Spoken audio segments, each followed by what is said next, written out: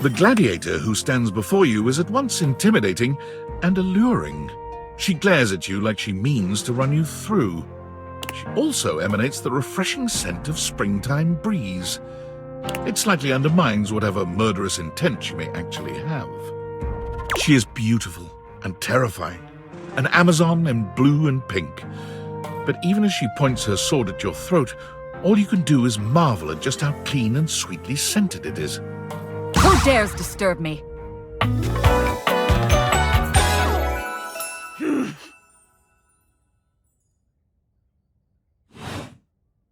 You? Name yourself! By all the pods in the firmament, I swear. If thou hast disturbed me for any reason less worthy than the red memory of battle, I shall leave you sopped, dirty. I shall leave you as you present.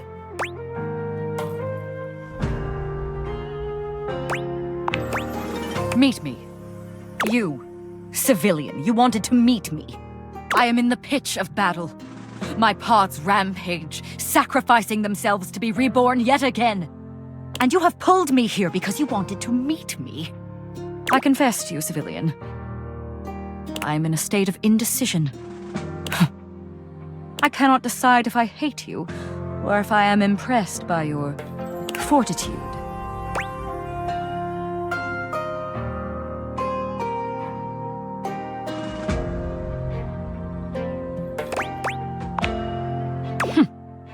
Fortitude. Such bold abandon flaunts a newling's claim, for converse, strange at altar side untold. You are not hated, despite thy impish impertinence. Perhaps there is something about you. But now is not the time. My occupation, my profession calls me back. For passion's sake I fly. For passion's sake I am not pulled again. Come to me only when the hurly-burly is done, to win or loss. Come before, and even thy puckishness shall not save thee.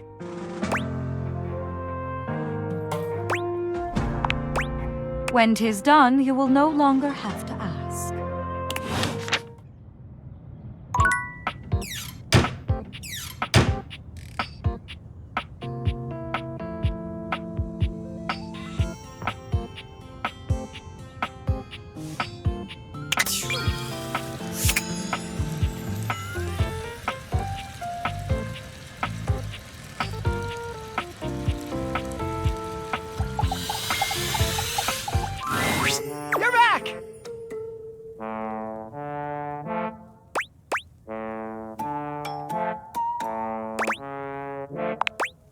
It all happened one rainy night, on the north side of Turkleman City. The tough side. I'd stayed late at the office because I had extra work to do before the holidays.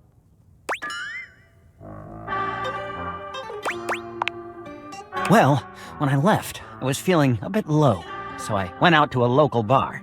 It's called the Banana Club. They make a mean Shirley Temple, heavy pour.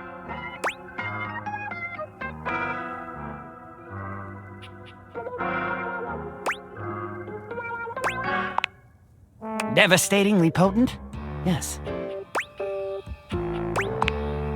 A recipe for disaster? I know! I shouldn't have indulged. I should have known better. But after I'd had about 7 of them, I went out for a stroll. I don't know where I was going. Just trekking the streets with my dog. Suddenly, I came upon a fine dining establishment called the Questionable Dandelion. They've got an incredible buffet. Lots of strange ingredients from all around the world. They're always trying new things. Like Diplodocus berries. And Jimson weed cupcakes. They also sell Excedrin by the pint, the headache medicine.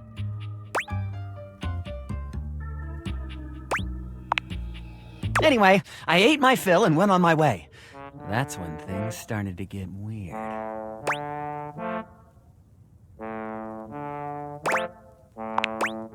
I was walking around, or sort of drifting, or rather, floating, or I guess you could say I was making my way about town. Aimlessly, you see?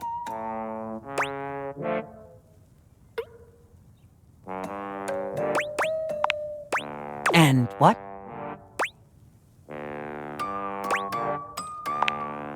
Ah, yes. So you want me to continue. This was your meaning. Why, that's precisely what I'm telling you. Please don't. I can assure you, it isn't as much fun as it looks. And with two of us in the room, it might just start to get a little confusing. Please try to stay on track. Well, I came across an alley I had never noticed before. It was dark and had a rather threatening look about it. So naturally, I went down it.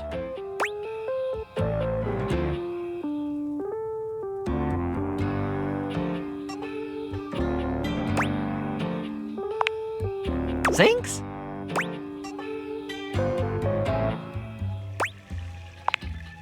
I am.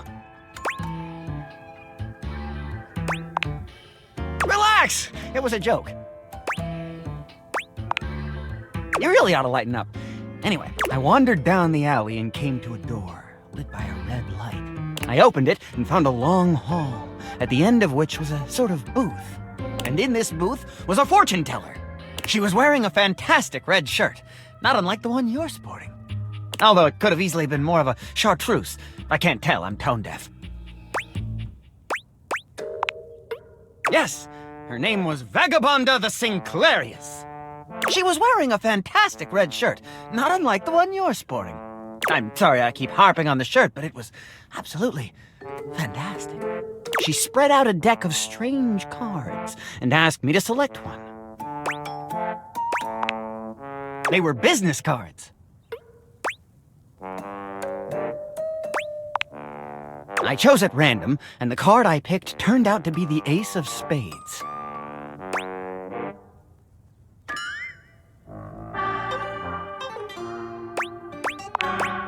The Ace of Spades is a bespoke shovel manufacturer based in Crumple, Michigan.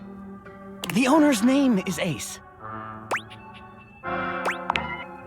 He does great work. Vagabonda snatched the card back from me and said, "Not that one!" Turns out she had her rewards program on the back. 12 stamps and you get a free spade.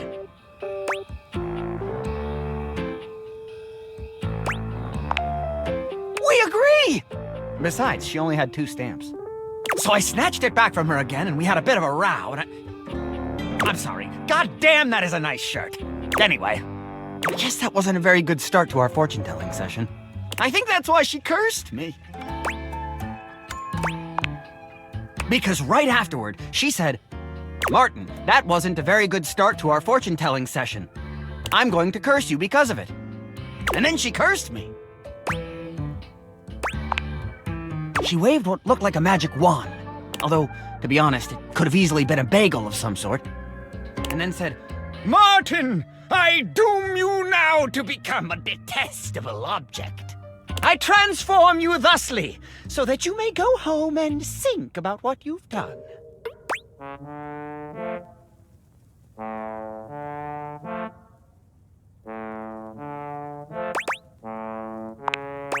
She wasn't above a bad pun.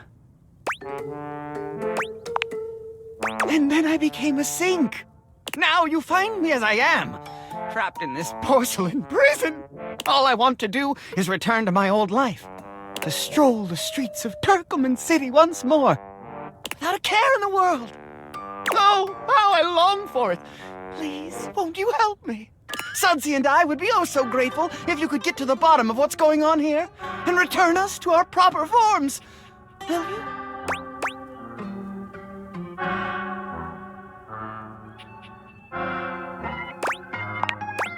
Oh, joy!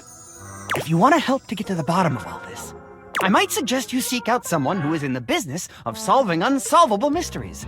Or just go see if Vagabonda the Sinclairius is willing to undo her curse for a free shovel.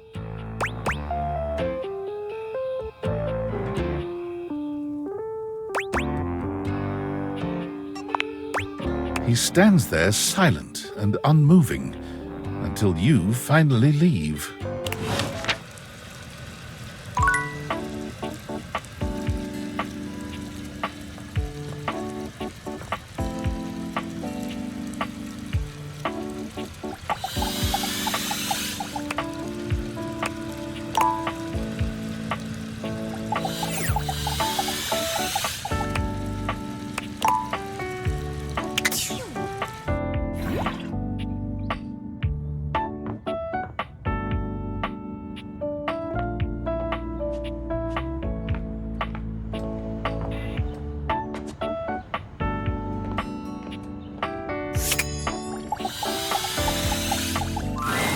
A burly chef stands in your kitchen, looking at you expectantly as he stirs a saucepot. Despite his intimidating stature, there's warmth in the depths of his dark eyes. You must be my new sous chef. I'm Stefan. Hey! Are you ready for prep? What? Stefan regards you in silence for a few long moments. Then why are you here? An adorable chicken-shaped timer slides into the conversation, settling on Stefan's shoulder. You're right, Mr. Cluckles. I could stand to be nicer. He takes a deep breath, steadying himself, then points dramatically at you. You! What are you doing in my kitchen?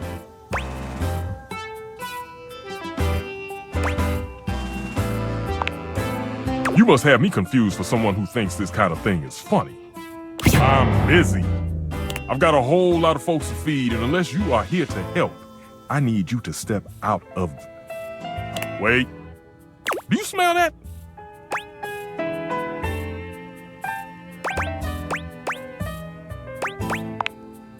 Oh, how dare you! Yes. I'm preheated. I know. Thank you, Mr. Cluckles. Always keeping me on track. Like some humans who come in my kitchen just to distract me.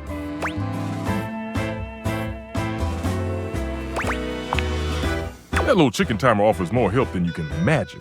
He understands the type of establishment I'm trying to run around here.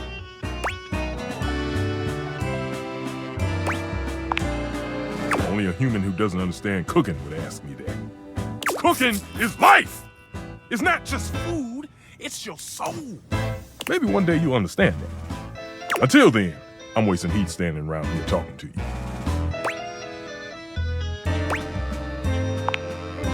Well, of course they do. And they didn't know a crepe from a grape, so I couldn't give a damn about what they say.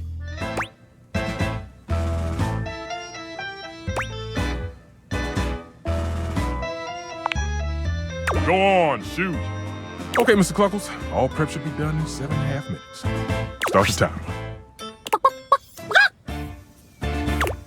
And go!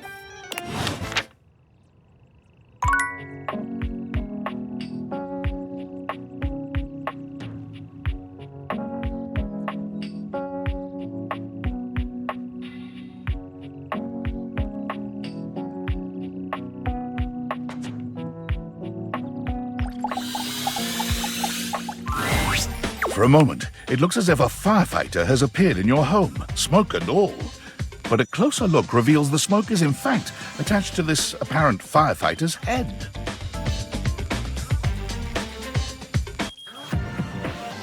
You don't get much of a chance to scrutinize her appearance any further, because the moment she notices you, she begins to rush you along, raising her voice and waving her arms at you.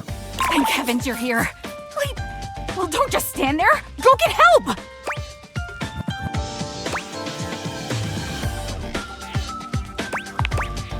What do you bleep mean, what's wrong? Don't you bleep see that?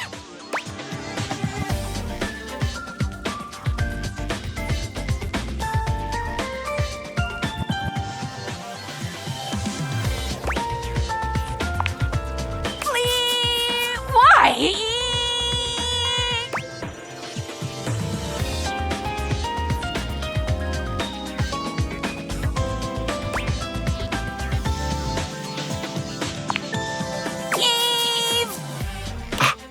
Blessed silence.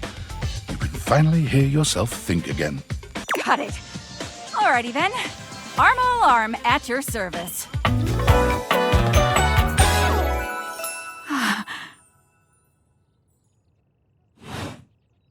What's that? Couldn't hear you for a sec. Arma alarm at your service. You too. So, what brings you around here?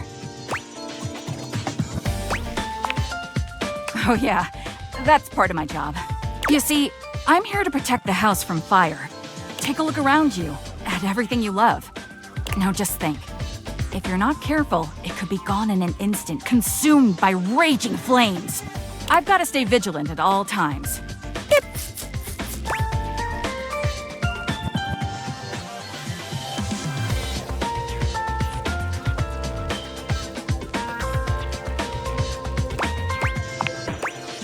People don't get how hard it is to have a job like mine. You have to be constantly on the lookout for the slightest sign that something could be wrong. Bip! If I let my guard down, even for a second, this whole place could be turned to ash. I've seen it happen.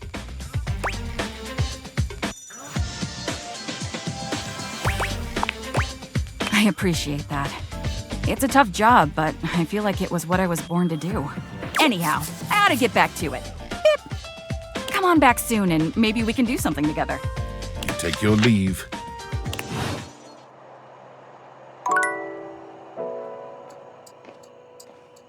Oh.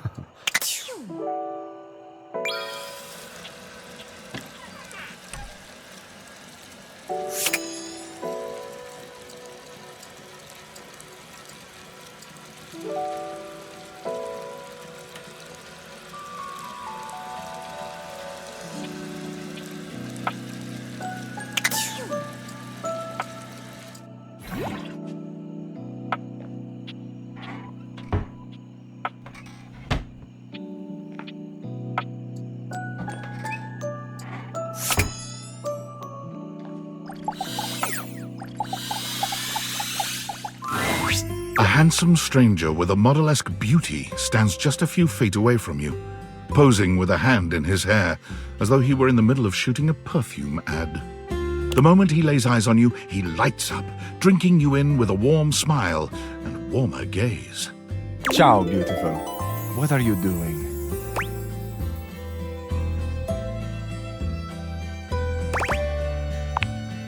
Ah, amore, of course I'm talking about you. The contour of you, the shape. I would love nothing more than to paint you, or sculpt you. Anything to continue looking at you.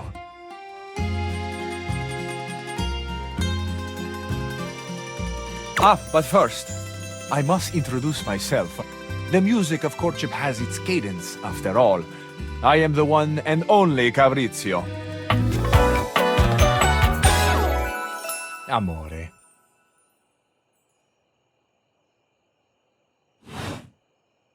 Piacere di conoscerti.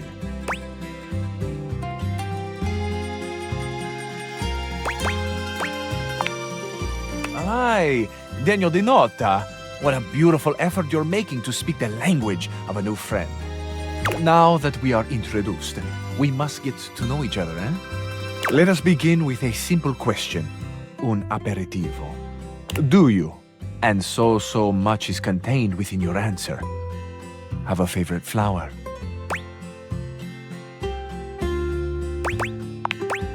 Ah, tessero bellissimo. Of course you do. A vibrant heart must have a love of nature. Picture it. I will try to guess what it is. I see.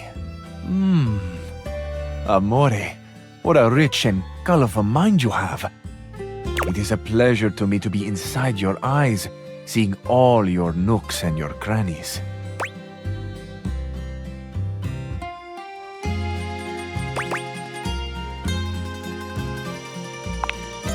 Of course. I am sorry. Sometimes I am, how do you say, overzealous. There is time for crannies later. And nooks. I see red. No, not red. Oh, amore, how specific you are. I do see red. And also I see orange, the color of sunset. I see blue, the color of the ocean at night, or the sadness at the bottom of your eyes. I see yellow and pink, the colors of the wings of the lefate, glimmering in the early morning light. Amore, so powerful is your mind, sending this vision to me. I can even smell this flower. It's a little spicy. It's earthy and yet light. Smell is such a powerful sense, amore. It is the sense that goes most directly to our memories and our hearts. What a gift you give me, amore, with this aroma. You are thinking your most favorite flower is Uccello di Paradiso, the bird of paradise.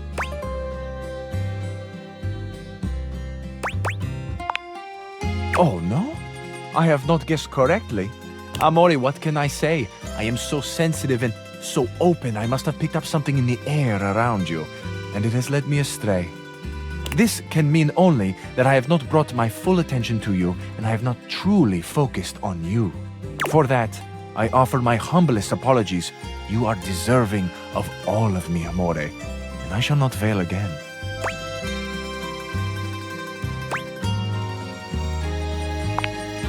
I feel I should tell you also. It may look as though I have something of a hard exterior. I have heard before, though not from lovers, that I can sometimes appear closed. But let me assure you, nothing could be further from the truth. I am open. I take great pleasure in being so, open to the world, to experience. I am open to you, amore. Will you grant me another gift?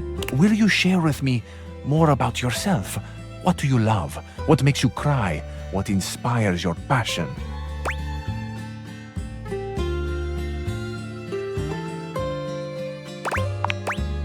Another time. For you, I have all of the other times. Then we have a date.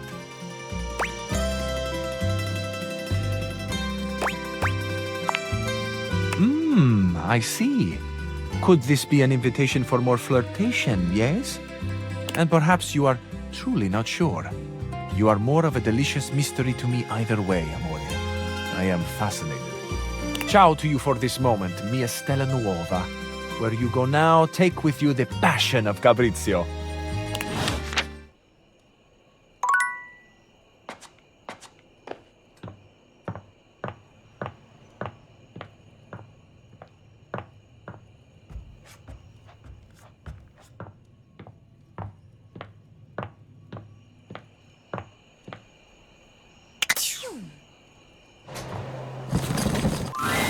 When you bought this house, you heard rumors the place was haunted, but you never paid it any mind.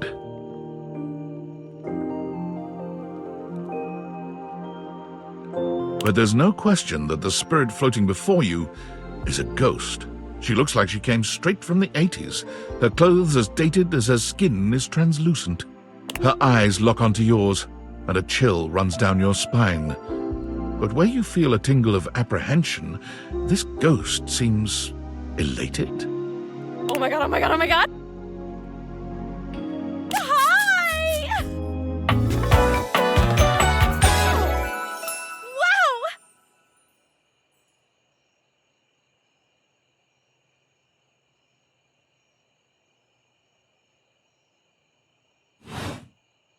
Hi.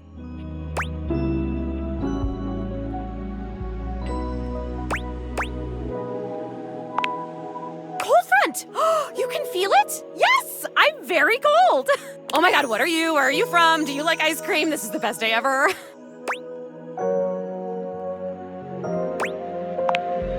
I've just been up here all by myself for God, I don't even know how long. You'd be amazed at how bad my sense of time is. Like, it's actually kind of crazy. I can't even tell the difference between a minute and a month. But I have just been here, you know? And I am so bored. And I'd just give anything for someone to talk to. And I was just thinking about that. Like, I think a lot. Like, I'm such an intellectual. And then here you are. Like, there you were. You might eventually be over there. And that's nuts.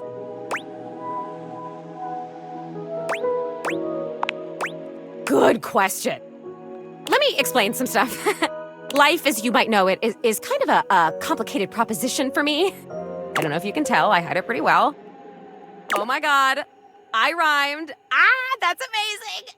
Honestly, it's amazing to even be able to speak because a lot of the time, I can't make sounds, which is weird. And a lot of the time, like most of the time, I think I'm invisible because nobody can see me.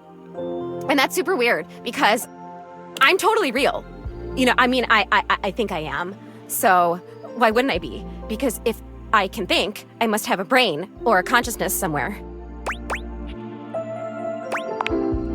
Right, yes, sorry, I am just so excited. My name is Zoey. I know, it's like the coolest name ever. I actually picked it myself. My name when I was alive was something really dull, like Lucinda or like Elvis or something, I don't remember. But the moment I died, I picked the name Zoey. It was one of the ways I made myself feel better about being dead. So yeah, I'm a ghost. I'm totally dead, which is probably why you felt cold when you first saw me. Because you can see me, which is basically the coolest thing that's happened ever in the history of the world. Except, of course, for me dying, which was equally awesome because being a ghost is the best. And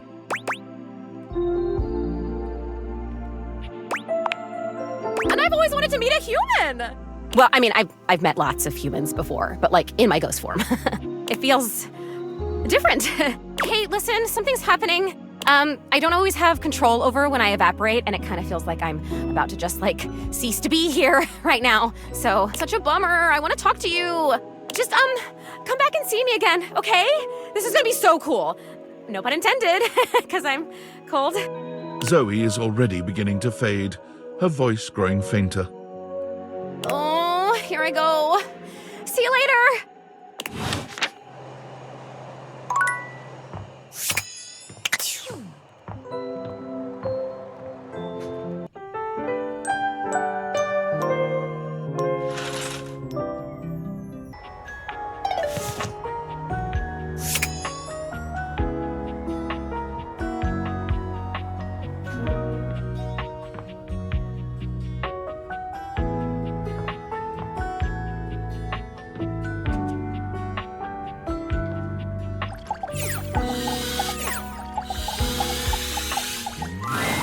There's a strange rapper standing in your bathroom where the toilet usually is.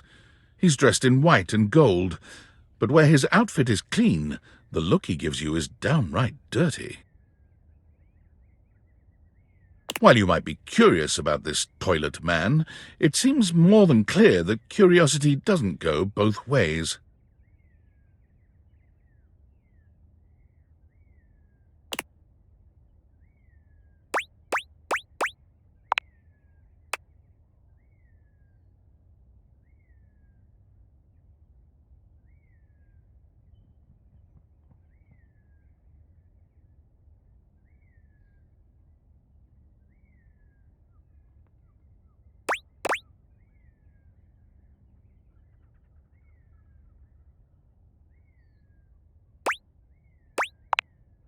The toilet man springs into action, raising his hands to his mouth as he begins to beatbox.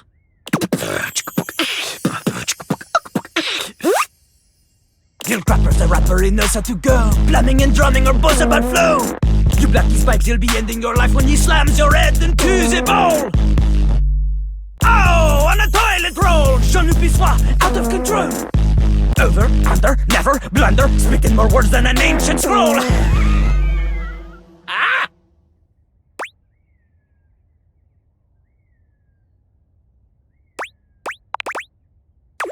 No.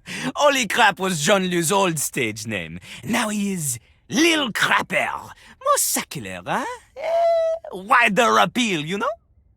Anyway, you know Lil Crapper. You love him. Everybody does.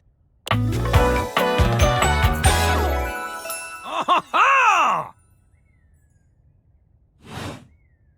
You come to hear his beats, or maybe you ate the pizza. You come to take a seat so you can deposit the food you eat.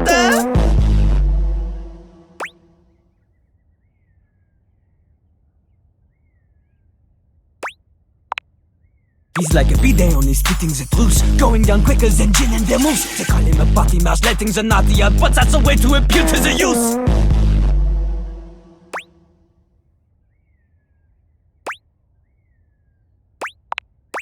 Man, you ain't the use. Get out of here. Lil Crapper can't hang with posers, you know? It alters image. If you are a poser, you get out of Lil Crapper's face.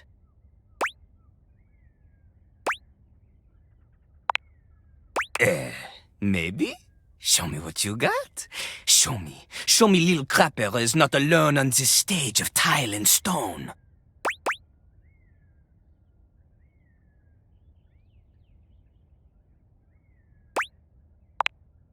Not just rap. You need to show him that you can crap.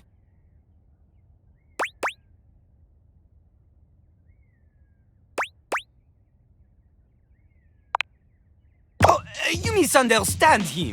Crapping, short for cool rapping. Lil Crapper is always crapping. Now it's your turn. Show him you can crap.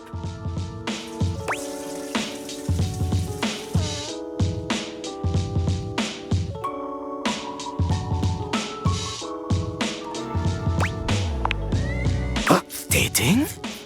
Jean-Louis is an expert on dating. He has gone on many dates. Oh, so many. And do not ask anyone else in the house to verify this. Jean-Louis knows the key to dating is to wow the other party. The ladies, gentlemen, and those between will be hanging off your arm in a limousine. Provided you can clean it, you can cap the wall. But without rapping, you will not be dating at all.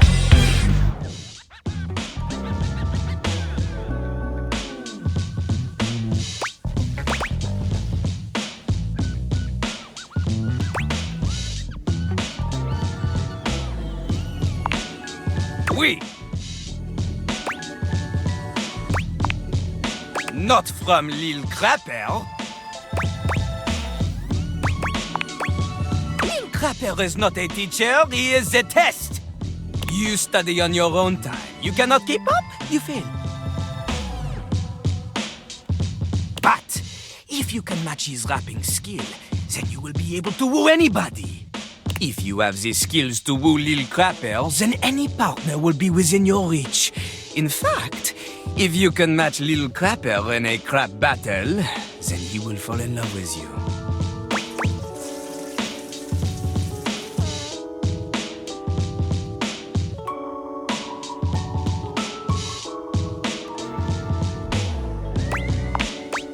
Enough! Lil Crapper can sense you are unable to hold back your passion for crap any longer. So, what do you think? Do you have what it takes to face Jean-Louis?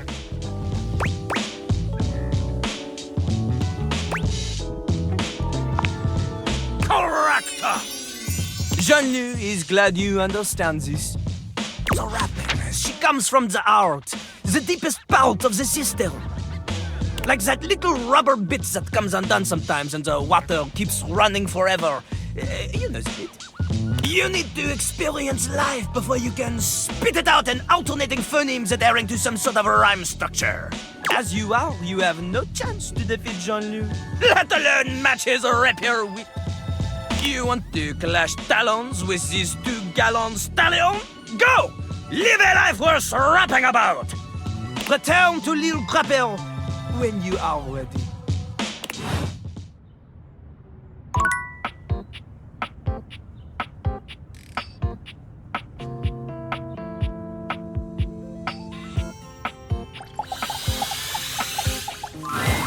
A stylist with a very vertical, very pink hairdo appraises you, lifting his glasses to take a better look at you. His face is kind, his features soft, and his makeup? Oh, impeccable.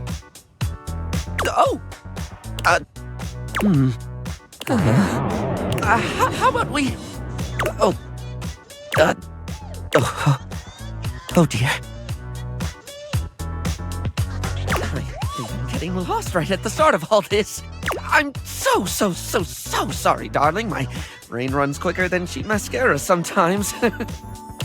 Stupid Barry, disposable Barry, you're doing it again. Oh, just stop talking. I would like that, yes. He takes a deep breath, shaking off his awkwardness and giving you a friendly smile. Let's take this from the perfectly coiffed top, shall we? My name is Barry Styles. I am your one-stop shop for looking good, feeling great. Not that I have to work too hard at that because, and I don't know if I made myself clear enough on this point, darling, but you are looking fabulous. Why, hello. I'll be honest, because I like to be clearer than a freshly unblocked pore, I really don't like talking about myself, hun. I'd much rather talk all about you.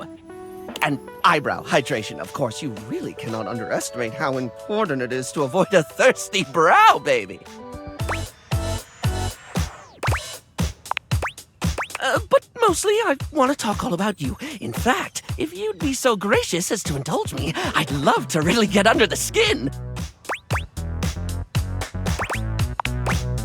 Oh, not literally, obviously. My products are for external use only. I mean, can I ask you a few questions? Oh, fabulous, darling. Okay. This is super exciting. I just love learning about what other people like. I haven't yet met with a taste I can cater to. So, with that in mind, I simply have to ask. Drum roll. Favorite brand of tweezer?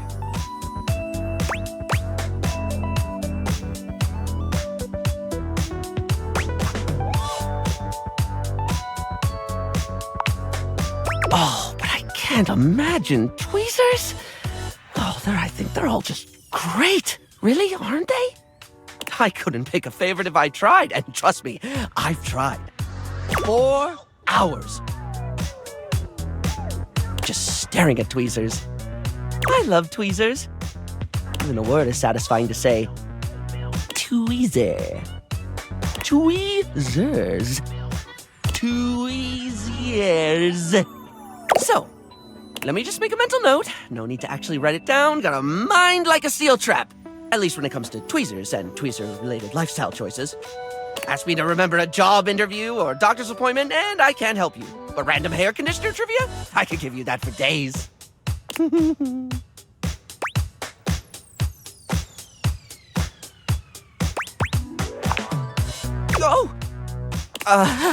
Oh no.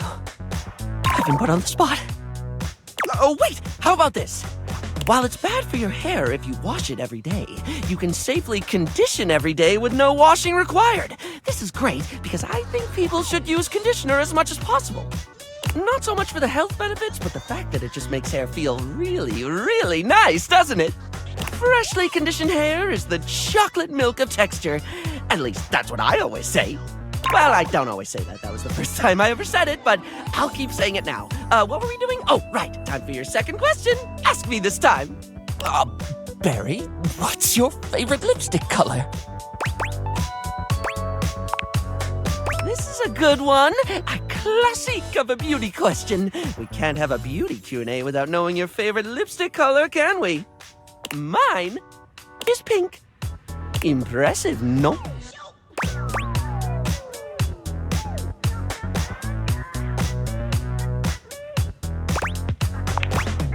Oh, wow, just like your response.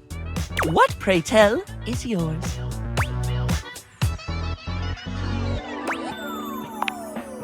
Oh. Moving on. It's time for our final question. For now. That sounded threatening. Anyway, third cue. What do you think is the biggest reason to wear makeup?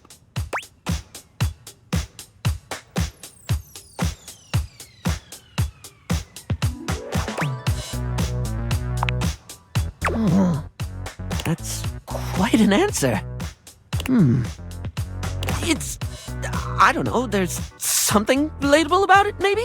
Something about that just hits different, and I can't quite suss out why. You know when someone says a thing and it really makes you feel some kind of way? I've always seen makeup as the highlighter. We can downplay and play up our features. It's not the artifice some cynics like to claim. There's no subjective perspective when it comes to aesthetic, though. My job is to make people love who they are, but I guess sometimes we all get the desire to paint over ourselves.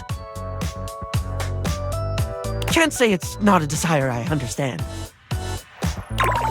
Sorry, I spoke a lot again. Of course I did. I'm an overshare. Need to stop that.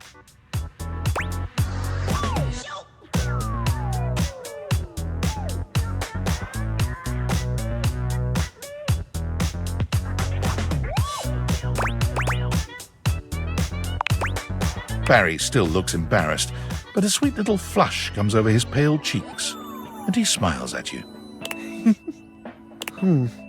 Well, darling, that about wraps up the cues.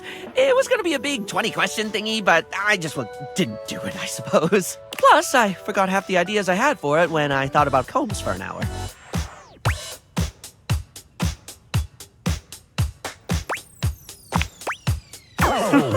It is pretty silly, isn't it? Oh, God, Barry, you're really blowing it. Just don't start talking about combs. Sorry, I'll stop bothering you.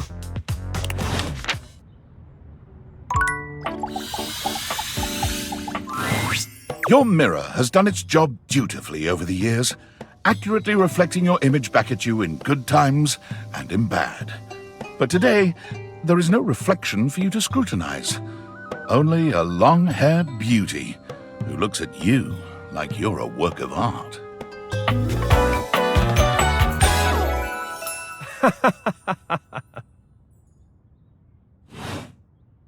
Oh, incredible!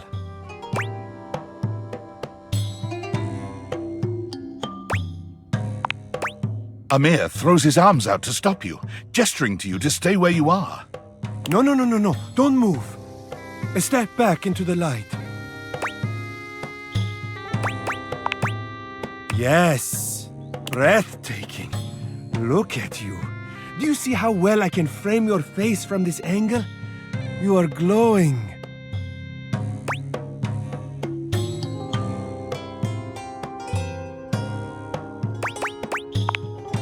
When you are accustomed to the extraordinary, even the extraordinary appears mundane.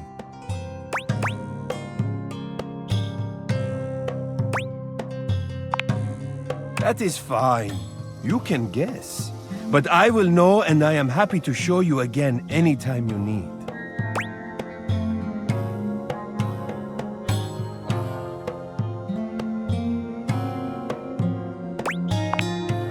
If I am strong, it is because I am strongly inspired. I reflect what I perceive.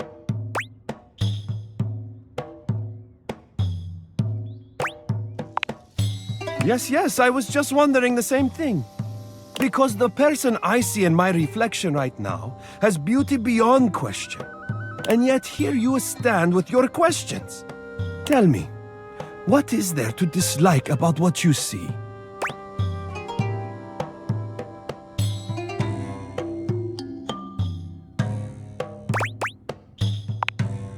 Nonsense, you look... You know, dear, the dress is maybe not so flattering for you. But that is such an easy thing to change. Easy and fun when you are ready. And even your lack of finery cannot dampen your natural allure.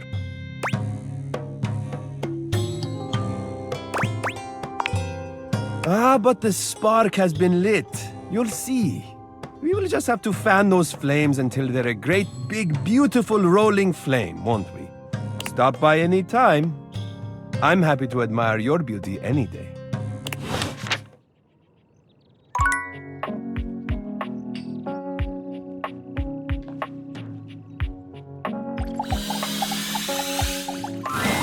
A very, very yellow punk dressed in studded leather glares at you.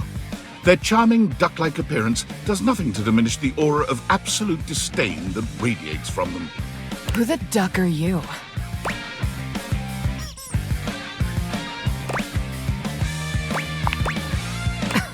The bathroom?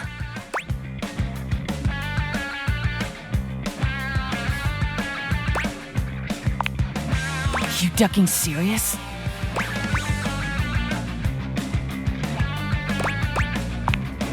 I only ever see you sitting and scrolling or standing with a dead blank expression on your ugly mug. Boring. And ducking disrespectful of yours truly, don't you think? Now get out, ducking poser.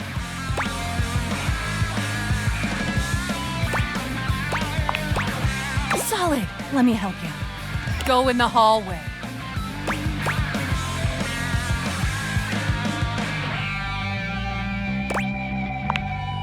Duck me.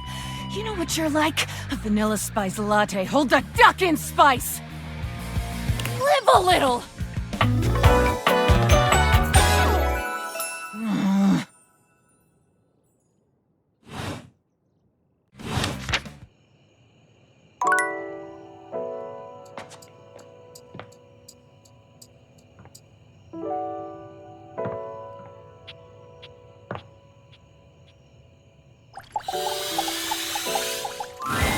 You're forced to crane your neck upwards as you try to take in the entirety of the blonde Viking towering over you.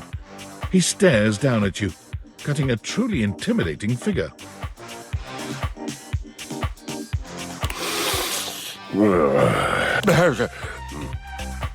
He says nothing for several minutes. You begin to wonder if perhaps your cross-trainer is broken.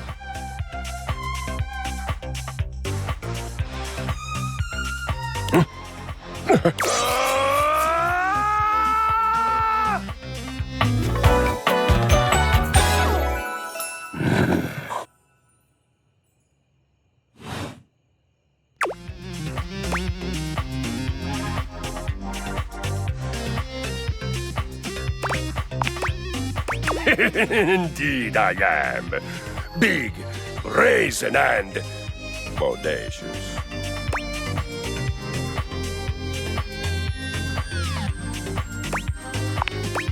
I am positive I have a body, and I am positive that everything about my body is positive, godlike, truly. So, yes, body positivity. I understand. I am a genius. Of course I do. To do otherwise would be illogical. Are you accusing me of being illogical? How dare you? A Viking prides himself on rationality. There is only one recourse. Violence! I feel it. The surge of violence within me. Come to me at this place with your weapon. Next we meet, and glory shall be mine!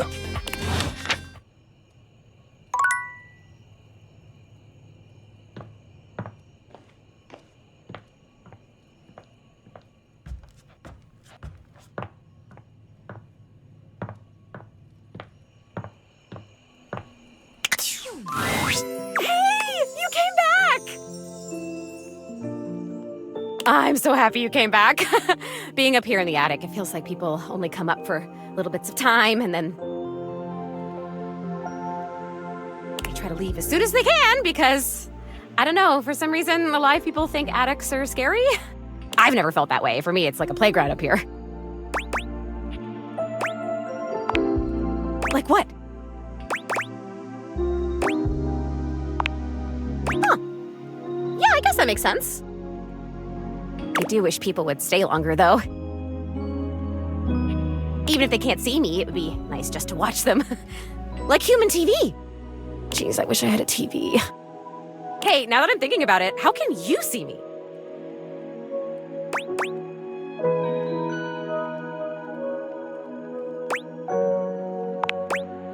Yeah, I mean, I used to watch you move boxes around and search for that same amazing Christmas sweater every year. Though you have stopped coming by lately. But you've never even looked at me before. Like, through me, which is cool, but never at me.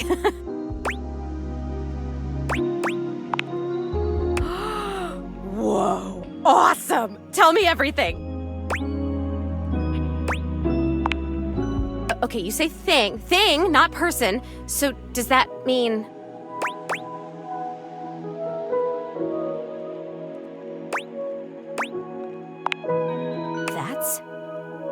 That's... If I wasn't already dead, I would absolutely just die again from the coolness of this. You can talk to anything?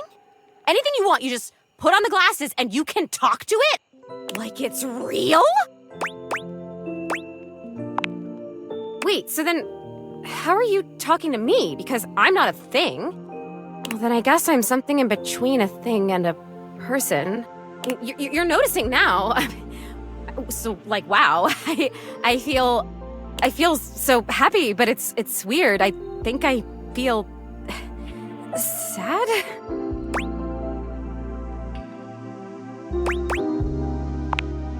Oh, really? That's good to hear. I felt sad a lot when I was alive, but since I died, I've just been mostly happy all the time, and I haven't had to think about the stuff that used to make me so sad. I think there's something about being a ghost that makes things harder to feel. Like, sadness can feel so heavy sometimes, and if I can't even lift the latch on the attic window, how am I gonna lift something as heavy as sadness, right? It would just fall right through me. That's kind of funny. I guess that's funny. Yeah.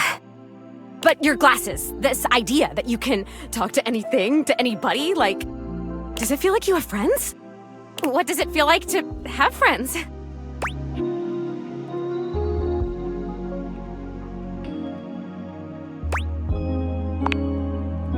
I'll bet. I mean, I have attitude, and I'm in this house, so I'd guess that these other things... Oh boy, okay, this is weird. I'm having another feeling, I think.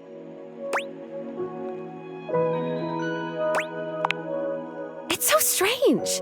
Like I said, I'm so happy. Like, I'm so happy to have met you. I'm loving that you're here. I can't wait to play all the games, and I want to show you how I can go through the wall if I really concentrate. Because that honestly is amazing. And the most amazing part is that when I go through that wall, I end up right back in the same room again. Like I'm in this crazy loop where wherever I go, there I am.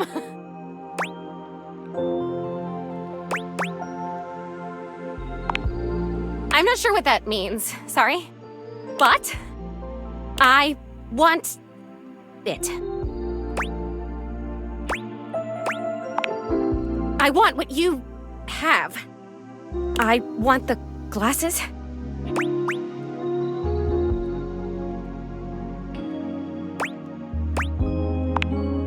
Yeah, that's okay.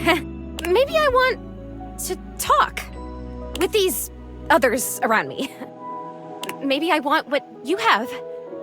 I want to have friends too.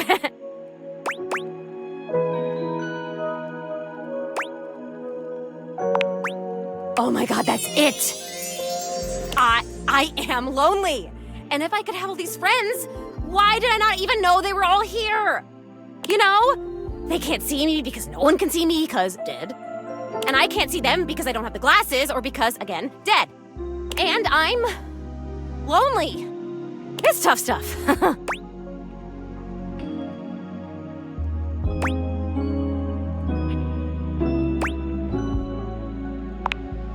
I told you, most emotions are super heavy. Like, even real joy is really heavy. But this light, peppy thing? I'm basically a paper butterfly. I think it's kind of cool. So it remains just me. Alone. And you say there's all these other beings here.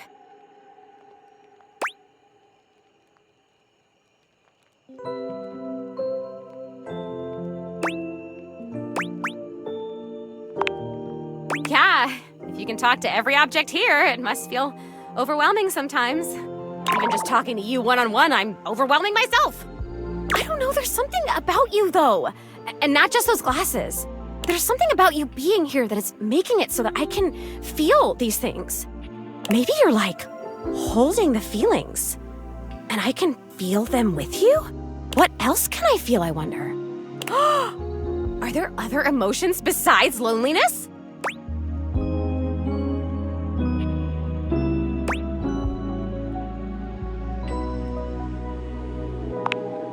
That sounds like a great idea!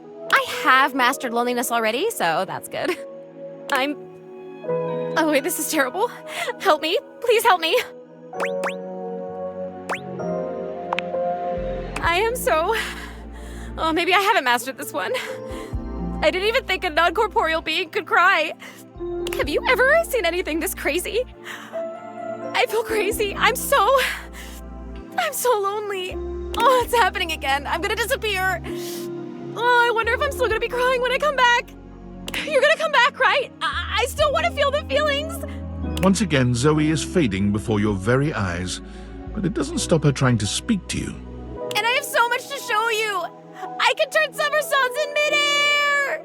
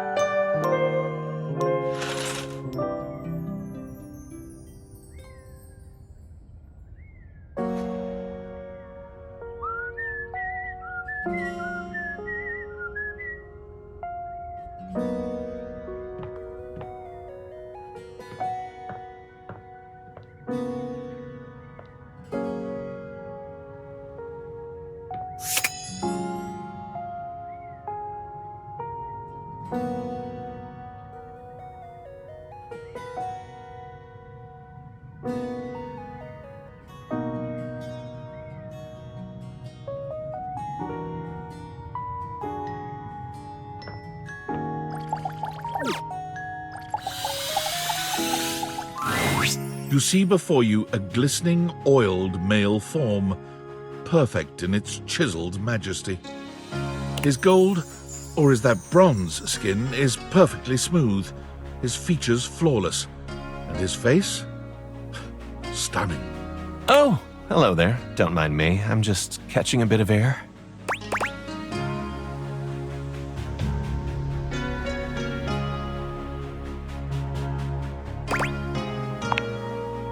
Just plain old metal polish, actually. Kind of does that naturally. I know. It's ridiculous. I'm Stepford, trophy of trophies at your service.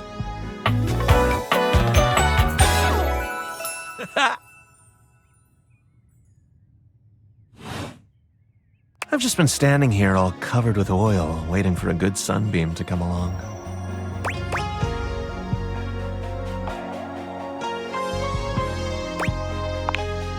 Oh, this and that, depends on the day. For example, yesterday, I was trophy of the first out of the cabinet cup. But I've also been given to the winner of the cereal bowl. So, what brings you around these parts?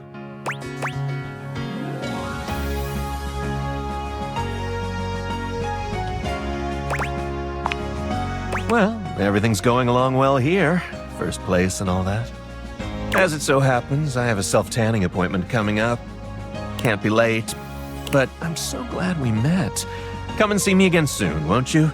And be sure to bring that fantastic red shirt.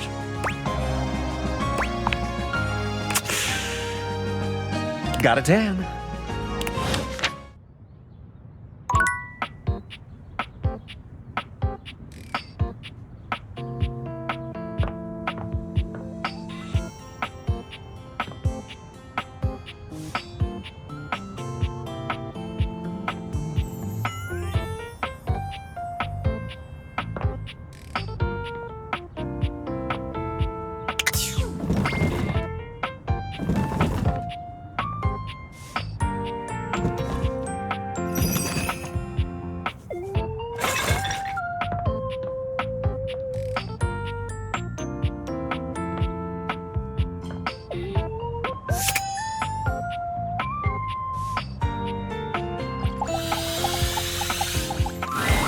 It takes you a moment to realize that there is not, in fact, a test of the emergency broadcast system standing in your living room, though the colorful figure standing across from you certainly bears a striking similarity to that TV classic.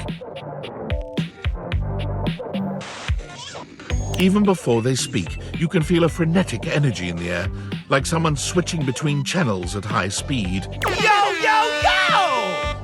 Don't touch that dial, cinephile! Because my favorite studio audience is now in attendance. The VIP attendee, the Uber viewer, and sometimes wooer. The supreme dream who makes this flat screen scream. The fantastic red shirt means you're ready to flirt. How can I cater to my greatest spectator?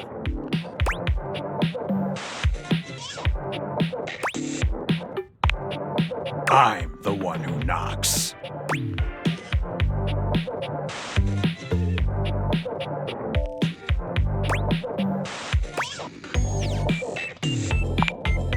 Amir? Ha! Don't make me scream! Before we get to what's on my screen, let me properly set the scene. The name's Telly. Rhymes with Nelly, like, whoa, Nelly! Did you know Telly offers 5,000 channels like an endless deli? Holy smokes, folks! So ask not what your country can do for you. Ask, can you dig it?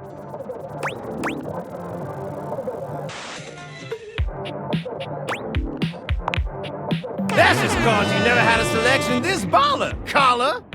5,000 channels is the most offered by any provider. I know this cause I'm an entertainment insider. 5,000 channels of cheers. 5,000 channels of tears. Can Val Divaflix compete with that? Or even Viewloo? That Valdiviflix copycat? Telly shows are must-see. Their programming's just musty.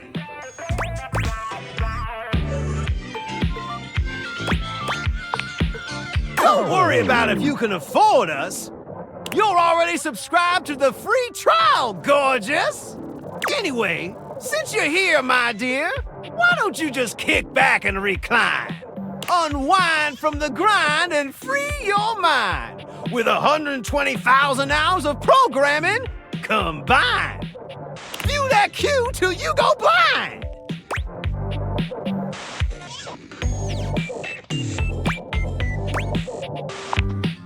It's just an expression. No need for obsessing. In case of ocular degeneration, we'll just get you some medicine. Loading programming,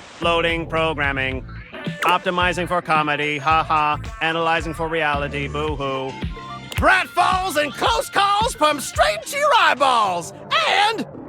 Yeah, Mr. White. Yeah, science, bitch. I found 15,000 shows you wouldn't oppose.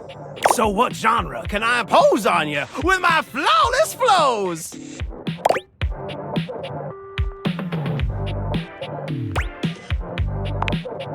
Makes sense. Just, one more thing.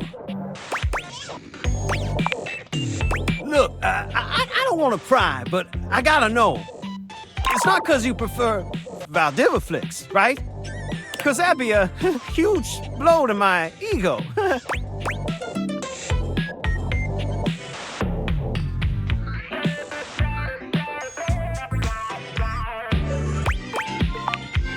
All good, all good. Get them nice and polished. And if you swing by later, I'll be more than elated. Who knows? Maybe we could even watch something X-rated.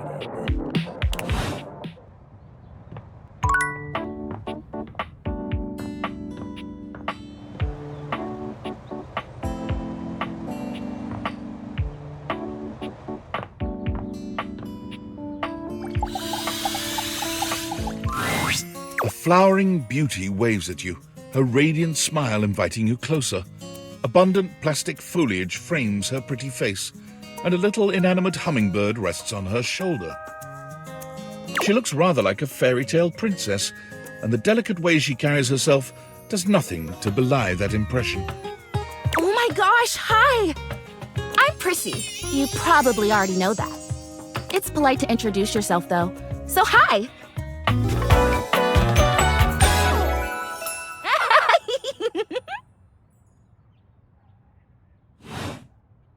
This is so funny that you're standing there.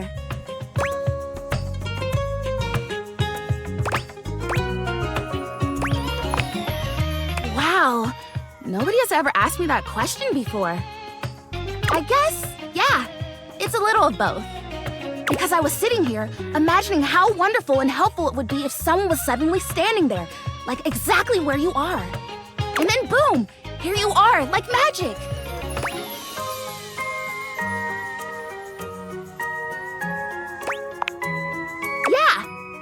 Well, no. I mean, kind of. You're definitely great. Probably. But in my imagination, the person standing where you're standing also did stuff.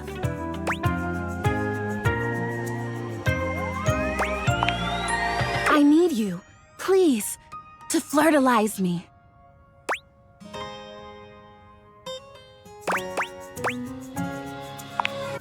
I get your confusion. It's totally understandable. Here's the thing.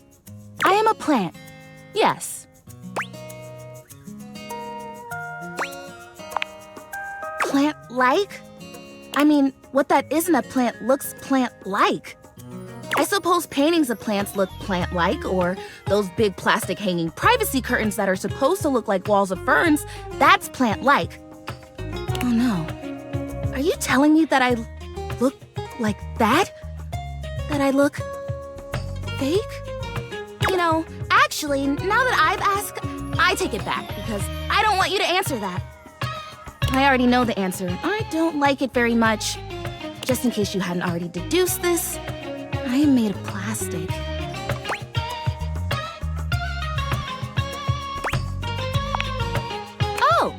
Well, then great. Glad we're already on the same page. Even saying that word. Plastic. Ugh. Anyway, I am made of plastic. I would really rather not be made of plastic. I would rather be a real plant. I want to grow. I want to reach for the sun. And I want to feel the photosynthesis in my leaves. Right now, I mostly feel dust and that Labreeze, your room is clean now, smell good spray. Which doesn't actually smell that great, if I'm being honest.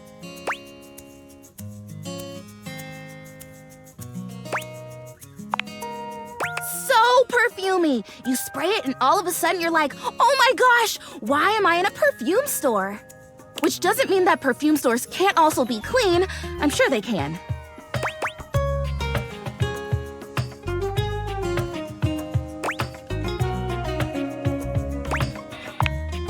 Oh my gosh, we have. We started talking about... Wait, what were we talking about? Nah, doesn't matter. I'm pretty easy to distract, as you might have noticed. Let's get back to the flirtilizer. This is really important. The flirtilizer is the result of months of dedicated study on my part to find a substance that will, drumroll please, make me... Prissy presents you with a green jug, covered in pictures of flowers aggressively mugging for the camera. This is about what you expected from something called flirtilizer.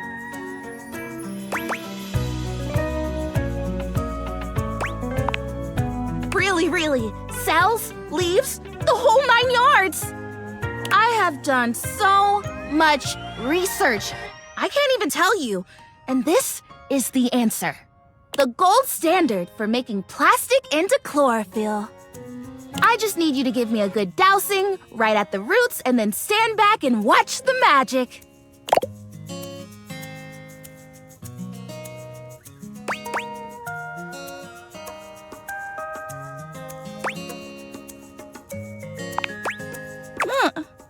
What do you mean? Why wouldn't it?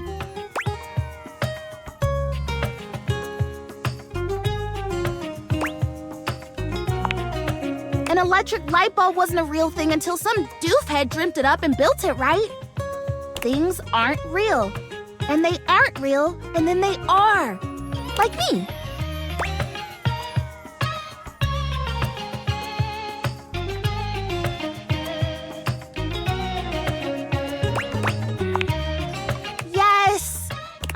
That was a solid argument.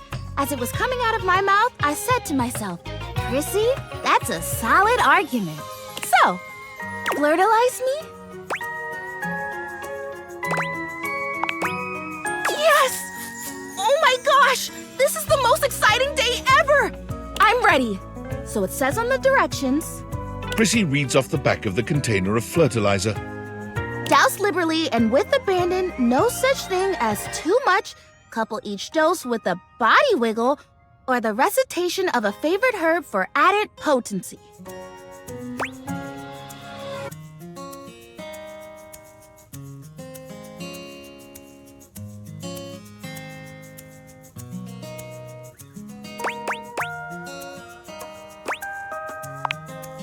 I know! I love the honoring of all these magical elements. So excited! Douse me!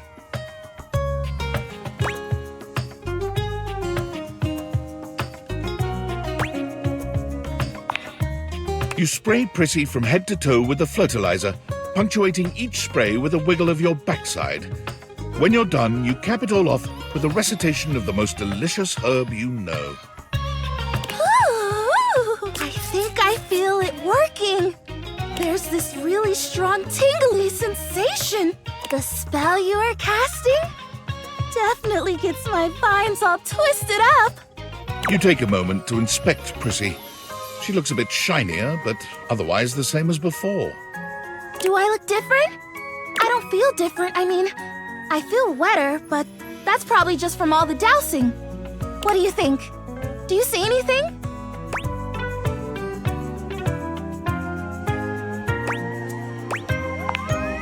Oh. Well, shoot. This this was a result of a lot of research and a lot of investment. Like, heart investment. But it's okay, because it was also my first real attempt, and all great endeavors have failure before they have success. So, I'll try again. Hey, would you be willing to help me again? If I need it?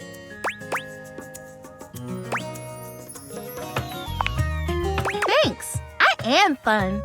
Well, I better go dry off. Don't want to risk mold and mildew.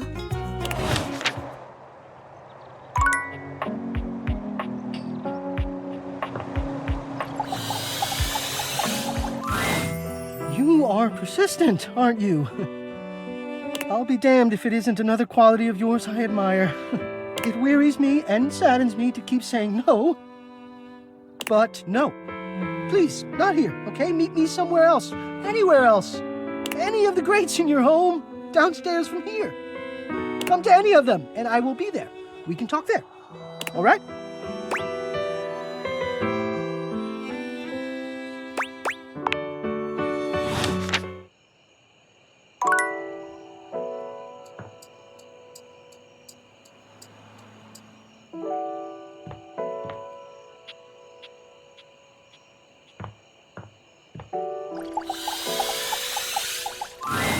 A leather-clad dominatrix stares you down, radiating disdain. She looks at you like you're the dirt beneath her feet. Hello, you pathetic, worthless little wretch. Disgusting, you worm. I do not recall asking anyone for your presence, so indulge me. What gives you the misguided confidence to stand here before me, wasting my time?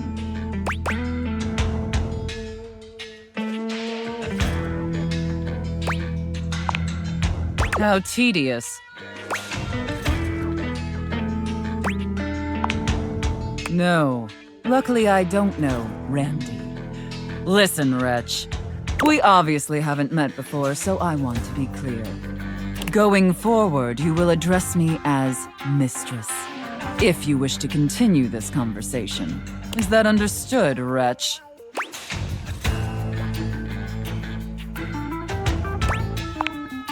Your lack of respect displeases me. I'd watch my tongue if I were you. Now I know what you're thinking. Why would a perfectly successful safe like myself throw away her prosperous and fruitful career in the burgeoning vault industry to become a mistress to all the lost, pathetic, and broken creatures of this world?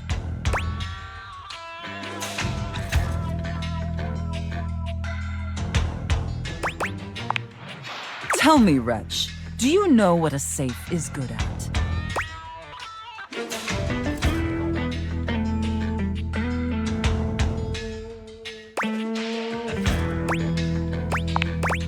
An acceptable, if asinine, answer. But the one thing a safe is good at, tantalizingly good at, is keeping things locked away. Valuables, memories, and very often, secrets.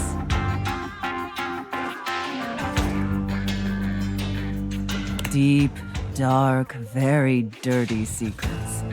The kind of secrets that everyone secretly longs for, aches for, but diligently keep hidden far from everyone. Do you have any dirty little secrets like that, wretch?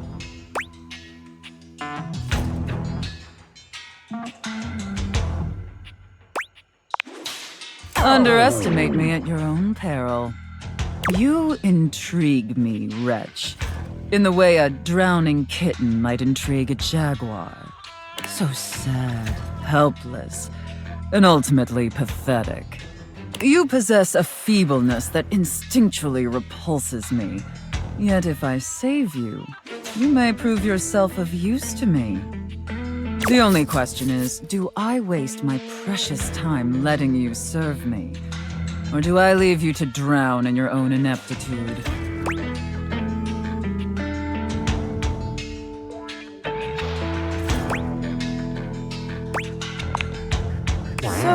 wishy-washy and non-committal, like a spineless doormat. Your weakness disgusts me.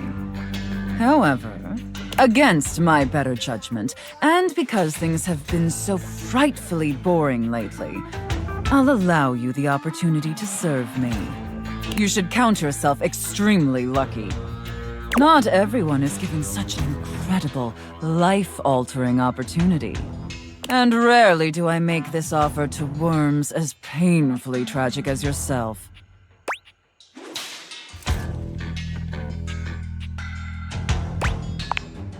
Well, legally, it has to be free. This isn't Europe.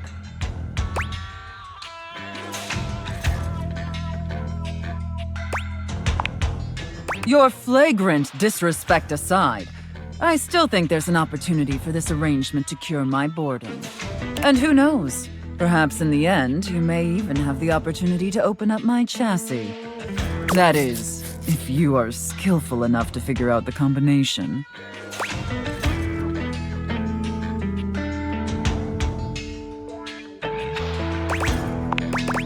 Careful. You're getting very far ahead of yourself, wretch. I don't open up my chassis for just anyone. And especially not for someone as pathetic as you. Apologize for your insolence or face your punishment.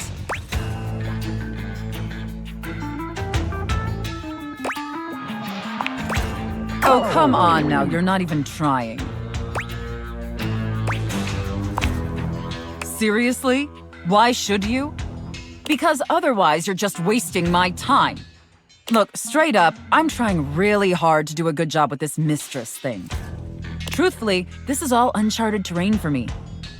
Yeah, sure, it started as a side hustle for some supplemental income to cover my skyrocketing electric bill, but I'm taking it extremely seriously. But if you're just gonna keep screwing around and wasting my time, then neither of us are gonna get our rocks off. Is that what you want?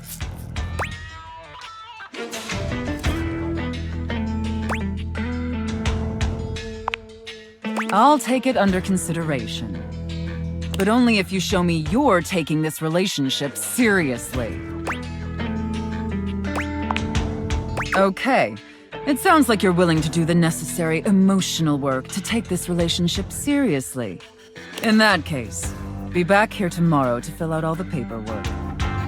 There's some important ground rules we need to firmly establish before we take this any further. But once we get that out of the way, I'll open up your dirty little mind to fantasies you dare not even whisper. Now, affirm that you are my compliant, needy little wretch. I see. If that's really what you want. But in that case, we appear to be incompatible. If you wish to speak with me again, do so with more respect.